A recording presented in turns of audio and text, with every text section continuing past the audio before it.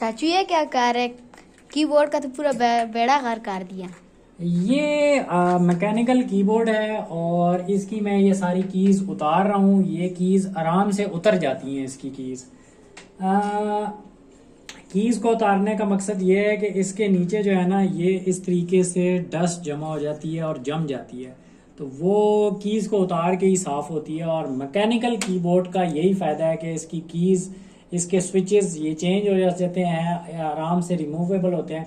तो ये अब हम उतार के और इसको साफ करके दोबारा लगाएंगे।